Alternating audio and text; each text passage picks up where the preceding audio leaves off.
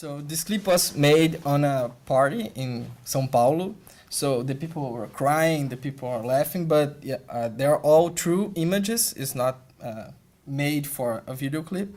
So it shows to you that Brazilians are now very intimate with drag culture. In five years ago, nobody talks about drag. Drag was not an issue in Brazil. So this made me think about identify the causes of this uprising of drag culture in Brazil. So I'm going to talk to you about the result of my dissertation of master degree, which result on the book that I bring some copies. This perspective was created with Brazilian society in mind, and it's probably not suited to other contexts. So don't mind if somebody think that something is wrong to you, but so the rise of the drag culture in Brazil became a huge thing for two reasons. The first is that nowadays we have one of the most famous drag queens in the world. It's called Pablo Vittar. I don't know if you know it. Pablo is the biggest biggest drag queen in social media in the world. Is most famous, is bigger on Instagram, YouTube, and everything. That all of RuPaul's drag race contestants and also RuPaul itself. She had more than 1 billion views on their videos, so it's really a big thing in Brazil. And now it's one of the biggest names of music in Brazil. So it's a very important figure in our culture. But at the same time of Pablo's famous, we elected a homophobic president. So this is a moment very important in Brazil that we have a homophobic president. At the same time, we have a drag queen leading the radios, the stations, and everything. So this motivated me to study what I'm talking to you now. I did an historical research of the relation between media and drag culture, looking for the presence in the past 30 years. At the same time, I interviewed around 40 drag queens of all ages and to hear their stories and perspective. That being said, the beginning of drag scene occurred in the late 70s with the transformists. The transformists were a playful gender in Brazil, very similar to what it meant to be a drag queen in the US at 60s. They were a mix of gay men, travestites, which in South America is a type of gender that doesn't want to pass like a woman. It's a body that mix masculinity and femininity, and they are okay with that. They don't want to pass like a woman. So it's a different type of gender. And trans people. So transformism was an umbrella term for different types of gender, sexuality, and gender expression. The development of the transformist scene happened when Brazil was under a military dictatorship. At the time, transformists had to go to the parties carrying their wigs instead of wearing them. Because they could be arrested on the street, they have a law called vadiagem that I don't know how to translate, but it's like, oh, if you don't have a job on your card, so you can be arrested for any reason. So they help each other, putting works like hairdresser or something, just to not being arrested for anything. So the thing is that transformism was at the time a value form of art. Lots of nightclubs had the transformist show at the highlight of the night. They performed in big musical plays like French vedettes, Hollywood stars, and attract a high class public. So for people in general, they could not watch transformist shows because they were very expensive. One of these transformists was so valued that she played Carmen Miranda. Do you know Carmen Miranda? The Brazilian singer with fruits and he had. So he was so good that he plays Carmen Miranda, and he was chosen by Carmen's sister to play his sisters on the movie. So he was very important figure on the epic. The parties were huge. In São Paulo in Hi-Fi, a documentary that shows us these stories, the queens that were interviewed told us that one time a big plus-size queen arrived at the party mounted on an elephant in another party. It's terrible, sorry. São Paulo in Hi-Fi is a documentary in Brazil that talk about the transformist scene.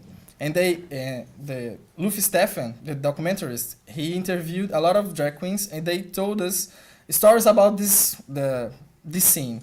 So one of them tells. Just a second.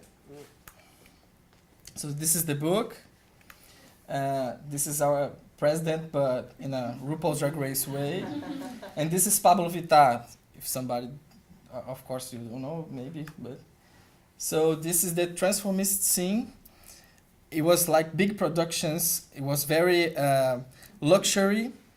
And this is one transformist that goes to the party mounted on an elephant. So it was like big things. Everything was big. There's another transformist that went to a party inside a glass coffin, carried on by 7 dwarfs.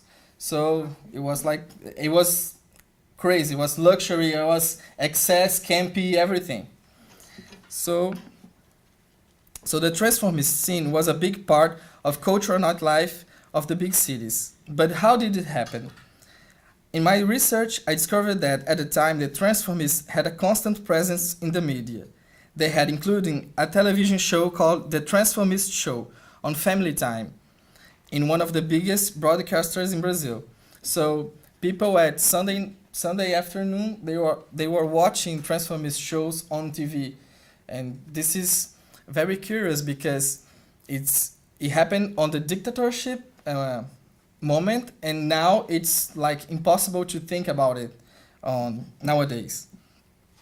They had the decay of this culture occur at a time when it's possible to identify at least three influence. First is the beginning of AIDS crisis. At this point, straight people stopped going to places frequented by gay people. The second is the change in the logic of the nightclubs with a new music scene, more electronic, that placed the DJ as the central figure of the night, and also the entrance of the synthetic drugs in that mix. So when the synthetic drugs came to Brazil, they changed the nightlife because people were high and they doesn't want to stop to see the transformist show and then come back to the party. They want party all night. So this was the causes of the transformist scene was missing along the time. So during the 90s and early 2000, drag queens were losing space and becoming less and less valued. The only category of drag that was being celebrated were the drag scenes for comedy purpose, closest to the theater than to the LGBT community.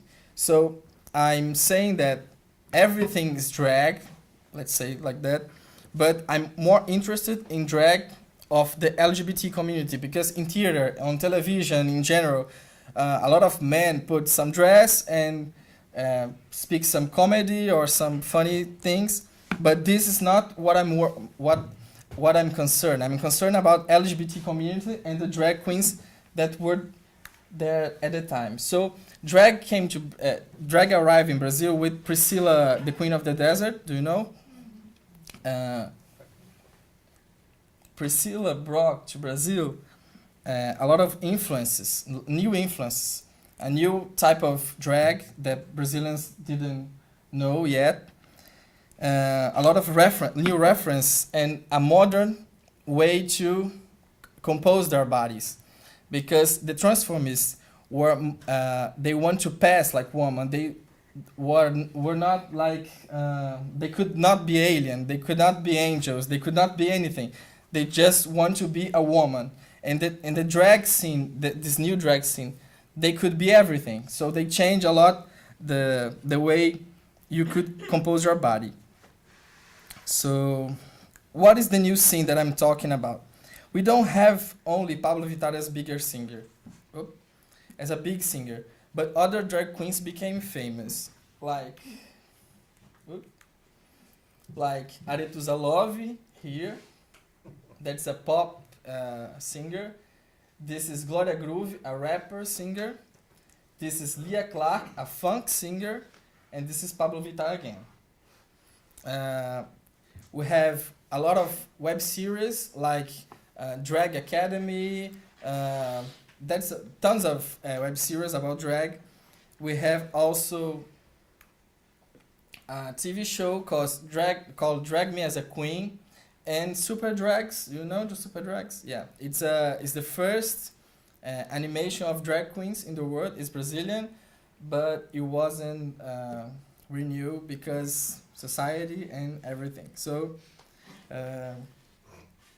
even though RuPaul's Drag Race is not easily accessible, it is still promoting a big changes in Brazil LGBT culture. So what is de novo. I came back here. So we have now also a new drag TV called Drag Me as a Queen, where drag queens help women to process their insecurities through drag makeup. Drags are not only performing in nightclubs, but also working as DJs in the number of parties with tá ruim o negócio aqui.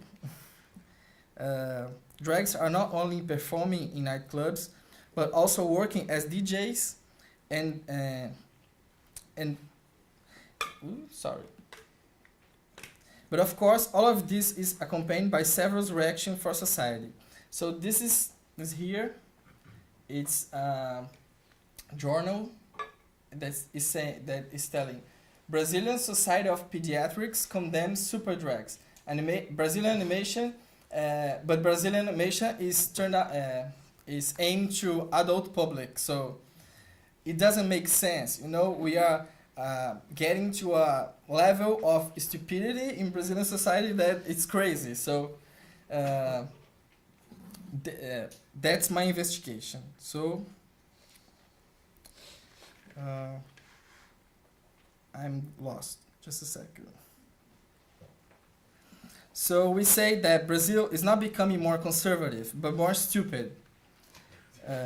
It's true. It's true. It's like everybody is saying that. It's not just because I'm here talking about queer culture and everything. Even people who voted for this president, they are second guessing about him. So these changes do not extend to everyone. In their interviews, the older drag queens pointed out for them that have no achievement in the last decade because RuPaul's Drag Race brought, like Priscilla brought once, a new way to perform, a new way to compose your body, and that is different from the older drag queens. So youth, the young LGBT community, they want to go to the parties to see this new way of drag. They don't want to see the older drag. So for them, it's like it was the same. There's no difference. In addition to the question, is RuPaul's Drag Race a queer show? I want to add two more. Queer for who? Queer where? The thing is that RuPaul's Drag Race was not thought out with Brazilian society and market in mind. So even if it was always seek profit, it does not work in the same way in Brazil, since the show is more viewed by illegal downloads. That's not a problem in Brazil. This illegal downloads is okay. And we do not have a specific market aimed at drag queens like there is now in US. They tried to exhibit RuPaul's Drag Race on TV, but it didn't work. So we could say that RuPaul's Drag Race is not a successful commercial product in Brazil, and there's no a chain of products for drag queens like wigs, or there's nothing like that in Brazil. So in our context, we have a show that fails on being profitable, but find its way of being seen by people who, inside their dynamics, the contestants talk about a lot of issues that matter to LGBT community and is not discussed on Brazilian media, like AIDS, family relations, gender, sexuality, LGBT politics, etc. So I think the success of RuPaul's Drag Race in Brazil is because they show that we could discuss if it's queer or not, but inside the show there are a lot of participants that are saying things that are not being said on the media. So people see represented these issues. They want to know about it. It's that we have, like, in Facebook we have a big group, like, with more than 100,000 people to discuss about RuPaul's Drag Race. And like, if in Monday there's an episode, people go there and we discuss about what they talk in this episode. So if they talk about AIDS, there are 100,000 people on Facebook talking about AIDS, doing things that we are sharing things that media are not sharing at this point in Brazil. As a conclusion, we can perceive that the close relationship between queer culture, or at least drag performance, with the upheavals of social conservatism, since the two most relevant moments of this history occur precisely in times of greater repression. In addition, we see that society encourages drag performance when it's accompanied by comic purpose, but it rejects the performance that generate a real gender ambiguity or mixes with sexuality. And in all this history, the media always work as an interlocutor that provided a greater visibility and also a certain appreciation of those cultures. But of course, it's interest, right? It's not like, oh, let's put this show on TV. They want profit, of course, but they're doing a work that media is not doing. To finish off, I want to thank Noel and Marta, not only for the opportunity, but the effort to make it possible for me to be here with you. The first question that someone asked me in Canada was, how can you survive in Brazil with that president? And as you may know, in Brazil right now, we're living again in dark ages. Being here talking about queer culture with you is a victory. It's a political stand to show that Brazilian queer culture exists, it's alive, and we're keeping on going. And this is, just for you know, the last things that our government is doing for LGBT community. That says here, CAPES is not giving more scholarship for master degree or doctorate degree. There's no more scholarship. Our Ministry of Education cut almost 1/3 of the money to the public universities. And this is a sentence of our Ministry of Family. So we have now a Minister of Family. So it's like, what's this show with the red capes? Yeah, we're living in Handmaid's Tale. And she said, boys wear blue and girls wear pink. And our president take off LGBT of the human rights directories, right? So Fun that's times. it. What? Fun times. Oh, it's great. I'm fucked in. Oh, thank you.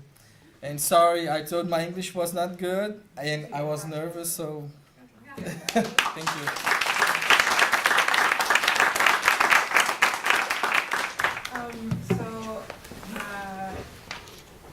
There was an episode of Gaycation on Brazil, and I'm not saying that drag and queer LGBTQIA plus is the same thing, but it does, I think. Yeah, it's mixed, right? Yeah, exactly. So I don't know. It's kind of sort of off topic to your presentation, but No problem. in the episode they like interview the current president, and it's like a really tough episode to watch. So I was wondering what the sort of response was to it in Brazil, because I don't know if it maybe was a relief to show that to the world, to see like we're sort of sharing our experience so that other people see it, or if it was, if it didn't do anything. If what? Sorry? Like what the sort of effects were of that show. In gaycation, you're saying, or? Yeah. Gaycation is... Oh, okay. I'm sorry.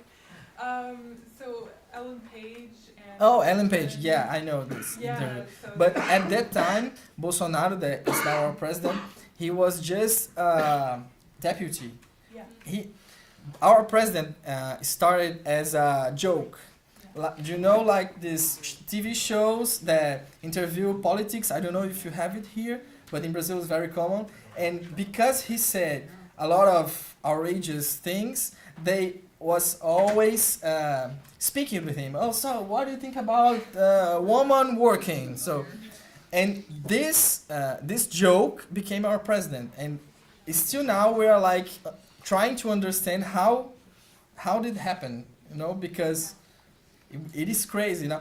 I'm not afraid, and the people of Brazil, LGBT people, we are not afraid of the president, but it's a little scary to think that the population voted for the president, not him, but at least 51% of our nation voted for a homophobic, and women voted him, and people of color voted him, and LGBT people voted him, and university professors voted him.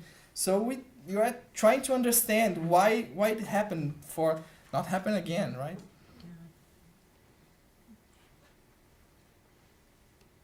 Yes?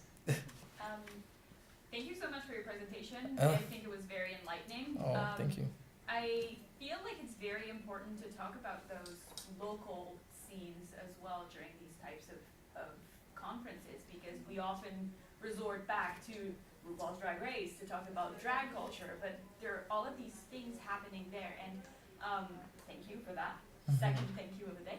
I wanted to ask a bit more maybe about Brazilian fan culture, because it seems to me, you showed Alaska Thunderfuck's video at first, the Come to Brazil call seems to be like a resounding thing on social media, and I'm wondering if there's something about maybe Brazilian fan culture that likes to have this contact, this personal contact with the drag queens. Is there something to be thought of in linked to the fandom of drag culture in Brazilian, yeah? Well, Brazilians are too, I don't know how to translate, but they're a little bit crazy about the things they like, you know? If they like drag, they are like crazy about drag. If they like Rihanna, they are crazy about Rihanna. So with drags it's the same. For Brazilians, fans of RuPaul's Drag Race, they are really TV stars because they're not from Brazil. The access is difficult. So when Alaska goes to Brazil, for example, she arranged a meet and greet, you know. So it's like, to meet Alaska, it's like 1,000 reais, that it's a lot of money. And a lot of people pay it to be 5 minutes with Alaska. But the fans in Brazil are also problematic because they are like football fans, you know. RuPaul's Drag Race in Brazil is like football for heterosexuals. It's the same thing. So they fight. They are very prejudiced with another. When you see this community that I talk in Facebook, people are always attacking one each other because of Katia or because of Silky, that Matt Ganache or something like that. So Brazilians are very intense with fandom. It's a very so Brazilians are in research in universities. There are a lot of research about fandom because it's really a place in Brazil that you can take a lot of responses. You know, there's too much to study in fandom in Brazil because we are crazy, really. Passionate would maybe. Yeah, crazy.